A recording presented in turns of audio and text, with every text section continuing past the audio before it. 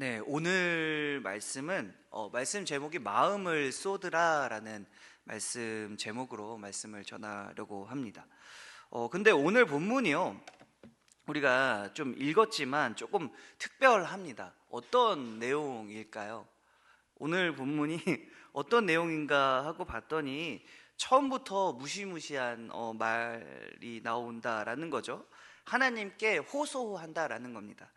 하나님께 이제 어떻게 보면 간구와 호소를 하고 있는데 어떤 내용이 등장하게 되는가? 하나님이여, 이방 나라들이 주의 기업의 땅에 들어와서 주의 성전을 더럽히고 예루살렘이 돌무더기가 되게 하였나이다 라는 말씀이다라는 거죠. 그런데 이 말씀이요 어떤 것을 드러내고 있는가? 오늘 말씀이 결국에 뭘 드러내고 있는가? 이스라엘의 멸망을 드러내고 있습니다. 이방 나라들이 주의 기업의 땅에 와서 결국 하나님이 약속하신 그 가나안 땅, 그 예루살렘, 또 이스라엘에 쳐들어와서 어떻게 했는가? 주의 성전을 더럽혔다라는 거, 성전을 부셔버렸다라는 거죠. 성전을 완전히 파괴시키고 이제는 하나님이 거하시는 그곳을 더럽혔다라는 거. 그리고 더 나아가서 뭘 이야기를 하고 있는가?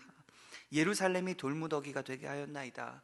여러분, 예루살렘은요 이스라엘의 어떻게 보면 수도죠. 근데 이 이스라엘 사람들에게 이 예루살렘은 정말 특별한 장소입니다. 왜 그러냐면 그 예루살렘에 성전이 있었고요, 그리고 다양한 이스라엘의 왕궁도 있었고, 그리고 그 예루살렘에 대한 하나님의 어떤 약속하심이 분명히 있었는데, 그 예루살렘이 돌무더기가 되었다라는 건 뭐냐면 결국엔 이스라엘이 멸망했다라는 거죠. 아무것도 남지 않았고 아무것도 있지 않는 그런 허망한, 그리고 말도 안 되는 상황을 야기하고 있다라는 것입니다. 그렇게 시작을 한다라는 거예요. 오늘 참 오늘 시편이 그렇게 시작을 하는데요. 근데 이 말은 뭐냐면요, 여러분, 좀 특별한 게 이 시편이 찬양의 가사로 쓰였다라고 말씀을 드렸잖아요. 근데 이 찬양의 가사로 쓰여진 이 시편이요, 시작부터 이스라엘의 멸망을 이야기를 하고 시작한다라는 거죠.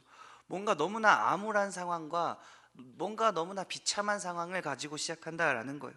그래서 더 나아가죠. 그래서 그 예루살렘이 멸망한 상황들을 더 구체적으로 오늘 본문이 이야기를 하고 있습니다. 그들이 주의 종들의 시체를 공중의 새에게 밥으로, 또 주의 성도들의 육체를 땅의 짐승에게 주며. 여러분, 이게 어마어마한 저주거든요. 누군가 장례를 치러주는 사람도 없고 그냥 시체를 있는 그대로 그냥 내버려두는, 야생동물에게 먹히게 내버려두는 어떤 되게 치욕스럽고 어마어마한 저주스러운 상황이다라는 겁니다.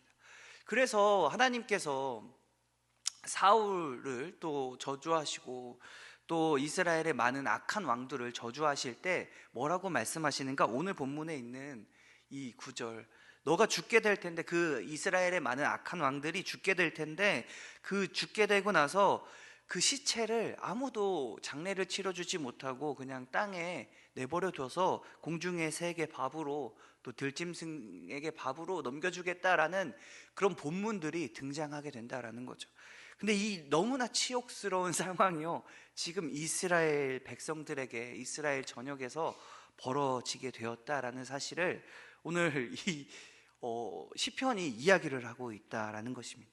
그래서 더 구체적으로 이야기를 하죠. 3절을 보면 그들의 피를 예루살렘 사방에 물같이 흘렀으나 그들을 매장하는 자가 없었나이다 라는 것이죠. 이제 참 이스라엘이 멸망해서 참 시체가 널브러져 있는 그런 예루살렘의 모습, 이스라엘의 모습을 묘사하고 있습니다. 그래서 그런 멸망을 맞이해서 어떤 결과를 맞게 되었는가? 우리는 우리 이웃에게 비방거리가 되며 우리를 에워싼 자에게 조소와 조롱거리가 되었나이다 라는 것이죠. 이스라엘이요, 이런 조롱을 당했다라는 것입니다. 그래서 그런 절망적인 상황 가운데, 단지 절망이라고도 표현하기 더 힘든, 진짜로 비참하고 완전히 무너져 있고 아무런 희망이 없는 상황 가운데 처해져 있는 이스라엘이요. 근데 그런 이스라엘 가운데 그 이스라엘이 뭐라고 이야기를 하고 있는가? 그런데 한 가지 희망을 놓지 않습니다. 그리고 이스라엘이 그렇게 비참하고 아무것도 없고 그런 어려운 상황을 맞이하게 된 경위도요, 이스라엘 사람들은 지금 알고 있다라는 것이죠. 그게 무엇이었는가? 오늘 5절을 보면 이렇게 고백합니다. 여호와여, 어느 때까지니까 영원히 노하시리까? 주의 질투가 불붙듯 하시리까? 라는 것입니다. 무슨 말이었는가? 참 어렵고 힘들고, 아니 단지 어렵고 힘든 것을 떠나서 국가가 사라진 이런 멸망에 있는 상황 가운데 뭘 이야기를 하고 있는가? 하나님을 찾는다라는 거죠. 여호와를 찾는다라는 것입니다. 하나님, 언제까지 내가 이런 상황을 겪어야 하고, 하나님, 내가 언제까지 이렇게 힘들어야 하고, 하나님, 언제까지 나에게 노하시고 나에게 화를 내실 것입니까? 라는 그런 참 탄식에 젖은, 아니면 울분에 젖은, 그리고 참 안타까움에 사무치는 그런 하나님에 대한 간구를 하고 있다라는 것입니다. 그리고 이 말은요, 한 가지로 더 우리가 조금 더 깊게 생각해 보면 무엇인가, 이스라엘이 멸망한 것은 참 이스라엘이 성전이 더럽혀지고 예루살렘이 멸망하고 이스라엘 백성들 사람의 시체가 널브러져 있고 완전히 전쟁에 패해서 완전히 멸망하게 된 그 결정적인 이유는요, 여호와께서 노하셨다라는 것이죠. 하나님께서 심판하셨다라는 사실을 이스라엘 백성들이 지금 고백하고 있다라는 것입니다. 이 시편의 가사를 통해서 말이죠. 분명하게 이방 나라들이 쳐들어왔지만, 그리고 이스라엘이 멸망하게 된, 어떻게 보면 직접적인, 인간적으로 봤을 때, 이성적으로 봤을 때 직접적인 이유는 어떻게 보면 이방 나라의 침략이고 또 전쟁 때문에 이스라엘이 멸망하게 되었는데요. 그런데 그 전쟁으로 멸망하게 된 그 이유가요, 하나님의 심판이라고, 그 뒤에 있는 하나님의 일하심과 하나님의 노하심을 지금 이야기하고 있다라는 것입니다. 그래서 그 상황에서 벗어나기 위해서 지금 누구에게 호소하고 있는가? 이 어려운 상황을 벗어나기 위해서 이스라엘 백성들이 이 찬양을 통해 누구에게 간구하고 있는가? 그게 하나님이시다라는 거죠. 여호와께 부르짖는다라는 것입니다. 참 아이러니하고 이상하다라는 것이죠.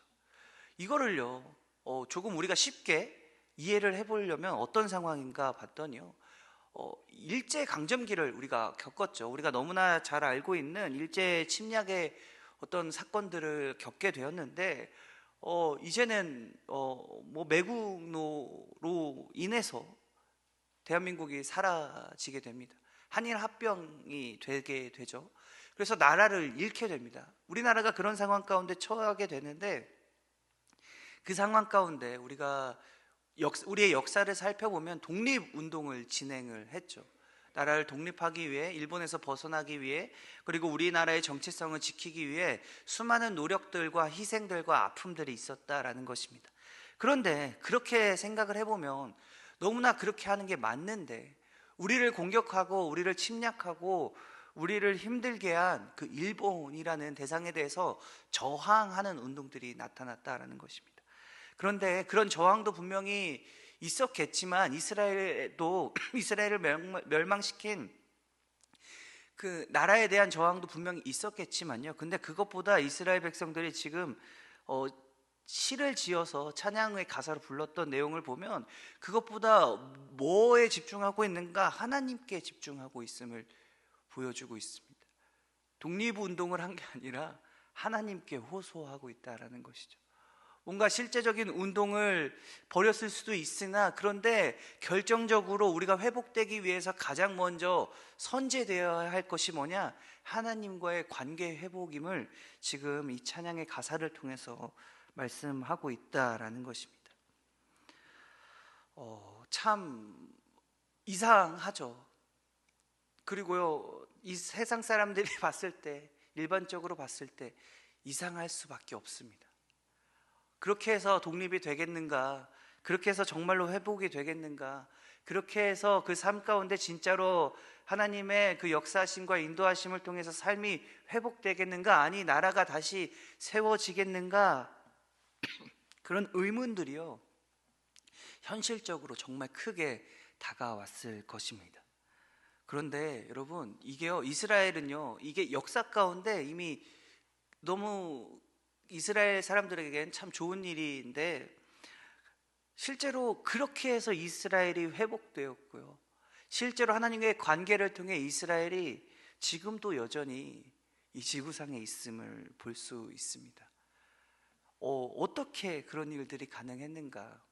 그러면 이스라엘 사람들은 어떻게, 왜, 무엇 때문에 하나님께 이런 하나님의 노하심을 말씀을 하고, 그 화가 나신, 그리고 우리를 심판하신 하나님께 어떻게 다시 한번 우리를 회복시켜 달라고, 우리를, 이 나라를 다시 세워 달라고 어떻게 간구할 수 있었는가? 그 근거가 매우 중요하다라는 것이죠. 근데 그 근거는요, 결국에 무엇이었는가? 하나님이 이스라엘 백성들에게 주셨던 그 약속 때문이었다라는 것이죠.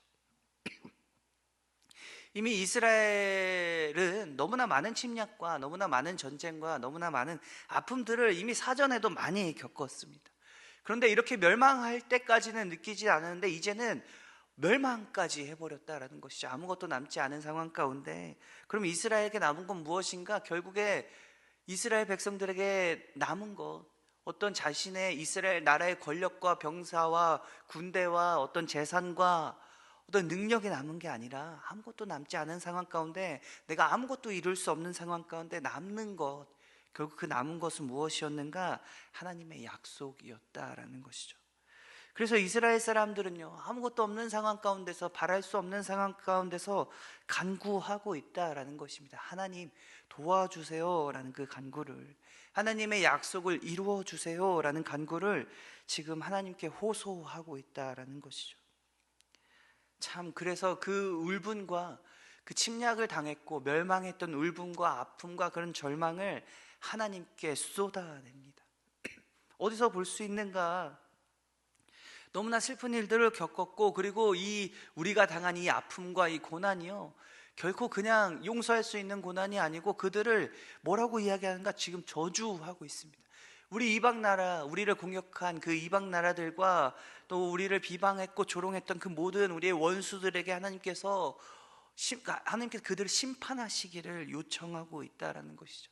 그들을 파해하시고 그들을 멸망시켜달라는, 아니 그들을 결국에 죽음에 이르게 해달라는 무시무시한 그런 고백까지도 하고 있다라는 것이죠. 그런데 이 고백이 그러면 잘못된 고백인가? 여러분, 우리만 스스로 생각해봐도 이게 우리의 솔직한 마음이지 않을까 싶다라는 것입니다. 우리를 상처 주고 우리를 아프게 하고 우리를 실패하게 하고 우리를 옆에서 정말 힘들게 하고 괴롭히고 있는 그 사람을 보면서, 나에게 너무나 큰 상처를 줬던 그 사람을 보면서 우리는 솔직히 어떤 마음이 드는가? 예수님께서 우리에게 요구하신 그 원수를 사랑하라는 그 사랑의 마음이 드는가? 아니면 그 내가 당했던 그 일들을 복수하고 싶은 마음이 드는가 생각해 볼 필요가 있다라는 것입니다. 그런데 우리가 너무나 잘 알게도요, 원수를 사랑하는 건 우리에게 불가능하다라는 것이죠. 우리에게 있는 것은요, 우리에게 자연스럽게 드는 마음은 복수에 대한 마음입니다. 그런데 그 마음을요, 그 복수에 대한 마음을 어떻게 해결하는가? 누군가를 해하고 싶은 그 마음을, 내가 당한 것들을 보복하고 싶은 마음을, 나에게 상처 준 만큼 내가 그 사람에게 더한 상처를 주고 싶은 그 마음을 어떻게 해결해 나가야 하는가에 대한 부분들을 오늘 이 이스라엘 백성들의 모습들을 통해서 알 수가 있는데, 어떻게 해결하는가? 하나님께 이야기합니다. 내 솔직한 마음을, 우리의 솔직한 마음을, 내가 가진 그 아픔에 대한 부분들을 솔직하게 다 털어놓는다라는 것이죠. 하나님 앞에 있는 그대로를 다 드러낸다라는 것입니다. 그래서 하나님께 화를 내는 모습들, 그리고 하나님께 어떻게 보면 불만을 표현하는 그 모습들, 또 하나님께 참 이게 말이 됩니까 하는 그런 안타까움을 표현하는 그런 모습들이 이 시편에 보면요 너무나 많이 등장한다라는 것이죠. 그게 이스라엘 사람들의 솔직한 마음이었고요. 그리고 우리가 아픔 가운데 우리가 생각하고 우리가 느끼는 우리의 솔직한 마음이다라는 것입니다. 우리가 그럼 그런 마음이 들 때 어떻게 해야 하는가? 오늘 이스라엘 사람들처럼 가장 먼저요 하나님께 나아가야 한다라는 것이죠. 그 마음을 가지고, 그 아픔을 가지고, 그 억울함을 가지고, 그 분노를 가지고 하나님 앞에 나아가야 한다라는 것입니다. 그 사실을 가지고, 그 감정들을 가지고, 그 문제들을 가지고 하나님께 기도해야 한다라는 것입니다. 하나님, 내가 이렇게 아프고 이렇게 화가 납니다. 하나님, 내가 이해할 수 없는 일들과 이해할 수 없는 문제들을 마주했습니다. 하나님, 내가 너무나 불안한 상황 가운데, 두려움 가운데 있습니다. 있는 그대로를 하나님께 고해야 한다라는 것이죠. 그러면 그렇게 해서 끝나는가? 그렇게 하나님께 다 구하면 그렇게 해서 내 마음이 실제로 편해지는가? 내 마음이 조금은 그 상황이 조금은 달라지는가? 과연 달라졌을까요? 이스라엘이 이렇게 하나님께 간구했을 때, 그리고 당장 내가 어떤 문제를 가지고 하나님 앞에 그렇게 간구했을 때 간혹가다 바로바로 그 문제가 해결될 때는 너무나 진짜 하나님의 역사하심과 하나님의 일하심 때문에 감사한 마음이 들죠. 그럴 때도 분명히 있지만요, 근데 대부분의 상황 가운데 내가 가진 그 문제와 현실 가운데 하나님께 간구하고 나아갔을 때 어떤 일을 겪게 되는가? 아무것도 변하지 않는 현실들을 볼 수 있게 됩니다. 실제로요, 이 이스라엘 백성들이 지금 이 찬양을 불렀을 때, 이 79편에 어떤 이스라엘의 배경과 그를 불렀을 때 그 시대는 언제였는가? 남유다가 멸망한 사건을 지금 이야기를 하고 있는 것이고요, 바벨론 포로로 끌려가 있는 상태에서, 나라가 없어진 상태에서 이 찬양을 했다라는 것이죠. 근데 우리가 너무나 잘 알고 있듯이 70년이라는 생활을, 그 세월을 어떻게 보면 이스라엘 사람들은 나라 없이 포로인 상태로 지내야 했습니다. 그렇게 지내는 상황 가운데 이런 찬양을 불렀다라는 것이죠. 그런데 참 신기한 건 무엇인가? 참 우리에게 희망이 되는 것은 무엇인가? 아니, 우리에게 소망이 되는 바는 무엇인가 봤더니요, 오늘 13절에 보면 이렇게 이스라엘 백성들이 어려운 상황 가운데 이렇게 고백합니다. 우리는 주의 백성이요 주의 목장의 양이니 우리는 영원히 주께 감사하며 주의 영예를 대대에 전하리이다 라는 고백을 합니다. 지금 앞서서 있는 하나님께서 계시다면 왜 나에게 이런 일들이 벌어졌나요? 하나님께서 약속하신 바도 있고 하나님이 나를 구원하셨다는 것도 알고 하나님이 우리의 목자가 되셨는데 하나님은 어떻게 이런 상황이 벌어지셨나요? 하나님 약속하신 것과 다른 상황 가운데 있는데 하나님 이건 어떻게 된 건가요? 라는 그런 하나님에 대한 불만과 그런 울분을 토하고 있는 상황 가운데서요, 갑자기 오늘 13절에서 마무리하는 구절에서 급변하게 된다는 거죠. 우리는 주의 백성이요 주의 목장의 양이니 우리는 영원히 주께 감사하며 주의 영예를 대대에 전하리이다 라는 그런 고백을 했다라는 것입니다. 도대체 무슨 상황일까요? 여러분, 이 맥락이 이해가 가시나요? 계속해서 하나님께 참 분노를 표현하고 하나님께 울분을 토하고 하나님 이게 맞는가 하는 그런 요청을 하고 있는 상황에서 갑자기 마무리를 짓게 되는데, 이 마무리가 하나님께 감사한다라는 마무리입니다. 이해가 가지 않는다라는 것이죠. 그러면 왜 이 감사와 이 13절이 어떻게 해서 이곳에 등장할 수 있게 되었는가? 결정적인 이유는요, 이 13절을 고백하면서 이스라엘 백성들의 마음은 어떠했을까 생각을 해보면요, 참 바랄 수 없는 것들, 이룰 수 없는 것들, 이루어지지 않을 것만 같은 그런 현실과 그런 꿈들과 그런 모습들을 보면서 무엇을 고백하고 있는가? 결국에 하나님이 어떤 분이신가, 그리고 하나님이 우리에게 무엇을 약속하셨는가를 다시 한번 고백하고 있다라는 것입니다. 하나님께서 이스라엘 백성들에게 무엇을 요구하셨는가, 또 무엇을 약속하셨는가를 우리가 온전히 안다면, 그리고 이스라엘 백성들은 그 바벨론 포로 시기에 하나님 그 자신들의 역사와 그리고 하나님께서 주신 그 말씀들을 깨달으면서 다시 한번 회개함으로 하나님 앞에 나아가는 모습들이 드러나게 됩니다. 참 그런 어려운 시절 가운데, 어려운 시기 가운데 하나님을 바라봤다라는 것이죠.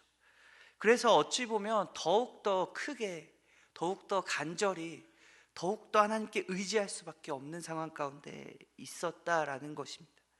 그래서 했던 고백이 오늘 이 13절의 고백이었다라는 것이죠.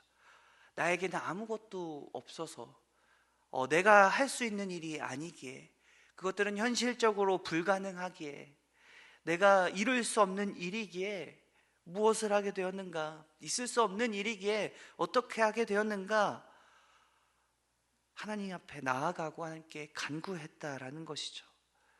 이룰 수는 없지만 내가 그것들을 너무나 간절히 바라는 일이었고, 내가 너무나 이루고 싶지만 이룰 수 없는 일이었고, 또 다시 한번 회복해서 이스라엘이라는 그 나라 가운데 고향으로, 다시 우리나라 본토로 돌아가고 싶은 그런 향수를 가졌던 사람들이지만 돌아갈 수 없기에 어떻게 했는가? 하나님의 약속하심을 의지했다라는 것입니다. 아무것도 없어서, 아무것도 할 수 없어서 하나님께 의지했다라는 것이죠. 그러면 그 의지함 가운데 어떤 의미가 있는가? 이 고백에 도대체 어떤 의미가 있는가? 내가 할 수 없지만, 하나님, 나는 할 수 없지만, 그리고 이 일이 솔직히 현실적으로 일어나기 어려운 일인 것들 내가 알지만, 하나님, 언젠가는, 그리고 반드시 하나님께서 우리의 간구를 들으시고 하나님께서 반드시 우리를 회복시키실 것을 내가 믿습니다 라는 고백입니다. 이게 정말로 바랄 수 없는 중에 바라는 그런 믿음의 고백이었다라는 것이죠. 정말 하나님이 어떤 분이신지를 알기에, 또 하나님만이 나를 회복시키실 수 있기에, 하나님만이 하실 수 있는 일이기에 하나님께 간구했다라는 것입니다. 그러면 이런 본문을 보면서 우리가 오늘 이 말씀 가운데 또 이스라엘 백성들의 이 모습을 보면서, 그럼 우리의 삶은 어떠해야 하는가, 내 삶은, 나의 생각과 나의 마음은 어떠해야 하는가를 생각해 봐야 합니다.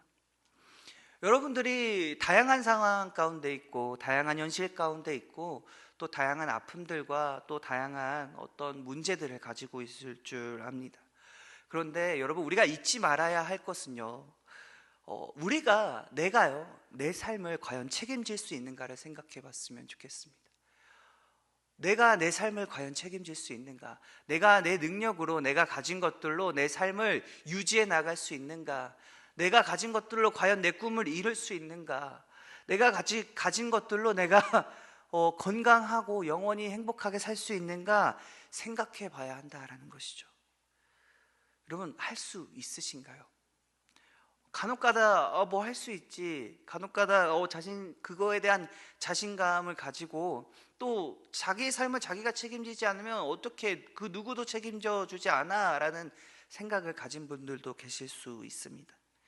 그런데 오늘 이 시편의 모습들을 보고, 또 우리의 일상의 생각들과 우리의 일상의 삶들을 바라봤을 때요, 그 누구도요, 이 세상에 있는 그 누구도 자신의 삶을 자신이 책임질 수가 없습니다.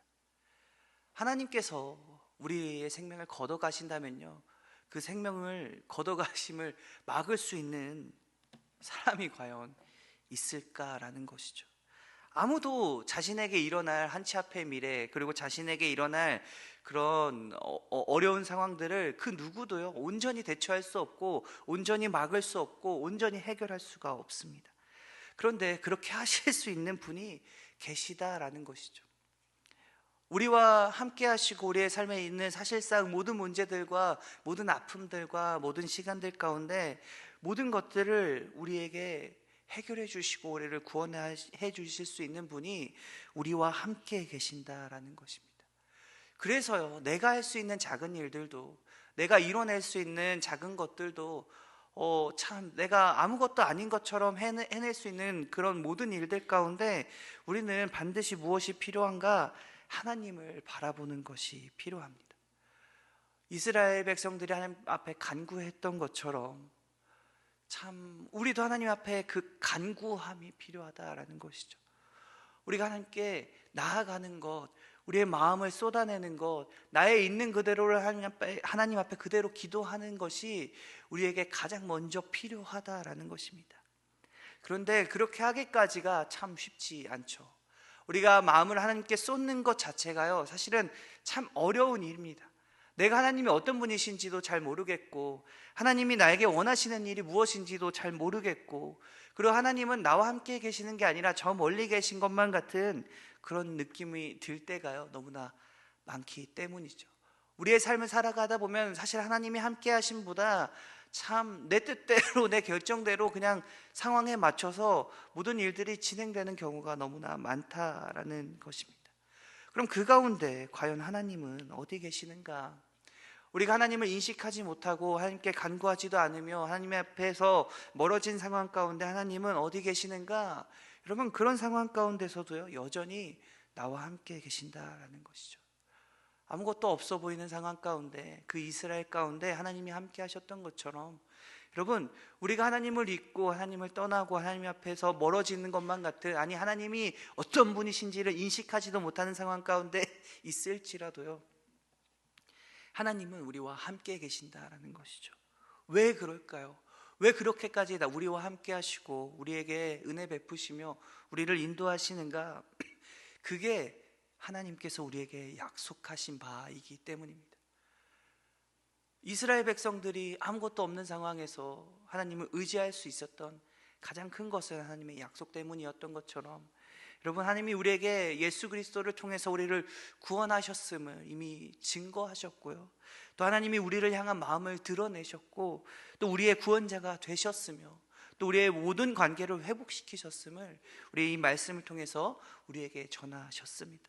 그게 하나님께서 우리를 향한 하나님의 약속이며, 또 우리는 그 약속을 믿고 하나님 앞에 그 약속으로 간구하고 또 하나님과 함께하는 삶을 살아가야 한다는 것입니다.